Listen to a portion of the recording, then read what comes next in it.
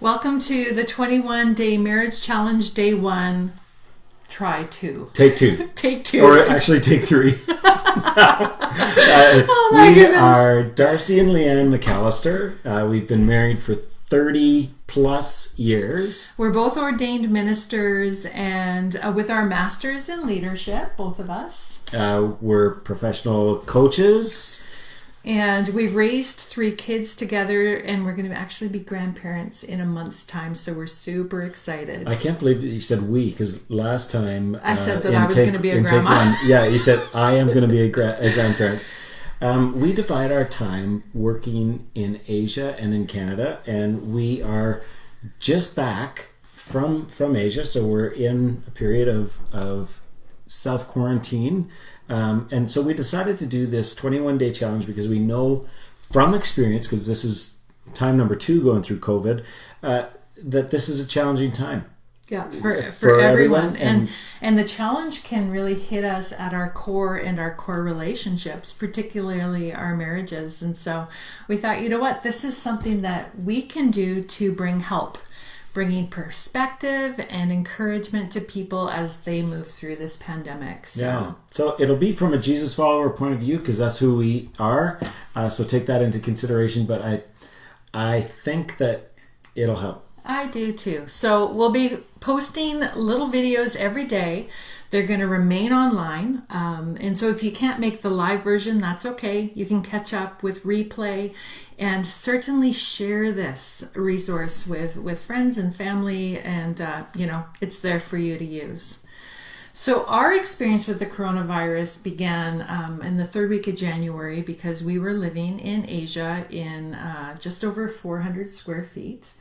And there were times that I could tell that Leanne was irritated with me.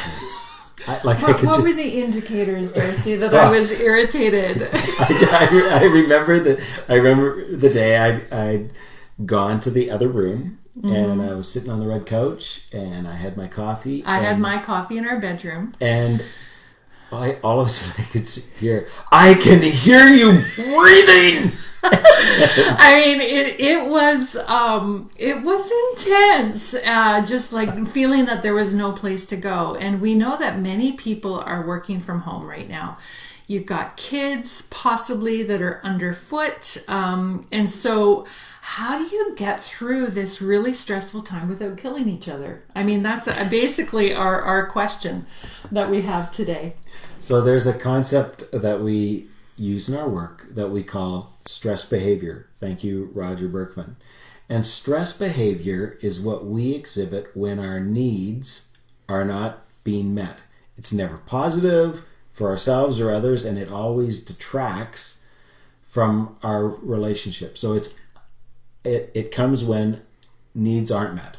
Yeah, and stress behavior can really look different on everyone. On Sunday, our daughter Robin and her husband Dylan are bringing us groceries, which we're so grateful for. And they're texting us, and I'm like, bring me some Lay's chips. In the yellow bag. In the yellow bag. And so they brought them to us, and I opened up the bag, and I just couldn't stop eating them. And I knew that it was stress behavior. Yeah, because when you're at your best, you can... I can walk away from the chips, but yesterday I couldn't do it. And you're exhibiting stress behavior when you just lose it and you start yelling at the kids, yelling at your spouse, when normally you're a level-headed, loving parent.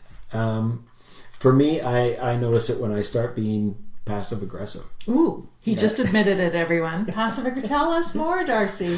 When I'm deliberately slow in bringing the princess her coffee in bed.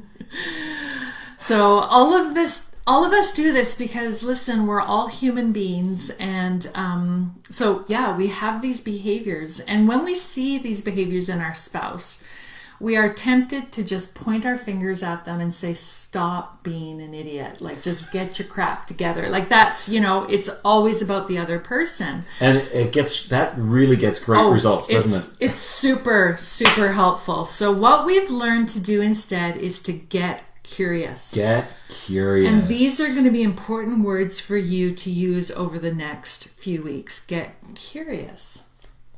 Leanne, I notice that when we pass each other in the narrow hallway in Hong Kong, rather than embracing me as we go by, there's an elbow in my ribs. I'm curious right now about what you're feeling. Yeah, or what do I need? And I love this question. What do you need? It is such a compassionate question. It's not a judgy question. It's not like,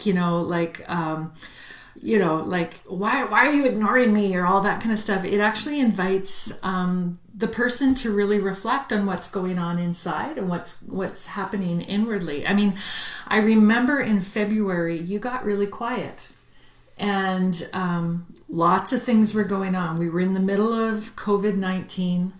We were in a period of cultural stress. Things that were normally easy for us here in Canada it just took a lot of work. And I remember you got quiet. And so my temptation was to, come on, talk to me. You never talk to me, But I took this curious approach instead and said, Darcy, I'm just noticing you're really quiet. What's going on? And it was good because it was like, I didn't even know I was getting really, really quiet, but it caused me, it caused me to think. And I'm like, wow, yeah, things are taking longer. Every task that I do is new. Mm-hmm. Every interaction I have is new. Mm-hmm. All these cultural nuances and a disease and what do we do? And I realized I was feeling really overwhelmed. And at the base of it was I felt this need to feel connected, a need to feel like I wasn't alone mm-hmm. in this. And I remember saying to you, I need, actually, I feel like I need to be touched by you, like mm-hmm. just to be connected. Right. And so I started touching you. No, it's so good because, he was able to articulate it. Now, it's really important to not get offended sometimes when other people have needs that are maybe different than yours. Yes. For example. One of our viewers said, I have a need to talk, and my husband has a need for time alone, and that's like, how do you do that? How do you right? do that? So I have had a real need for space and quiet, which was hard to do in 400 square feet.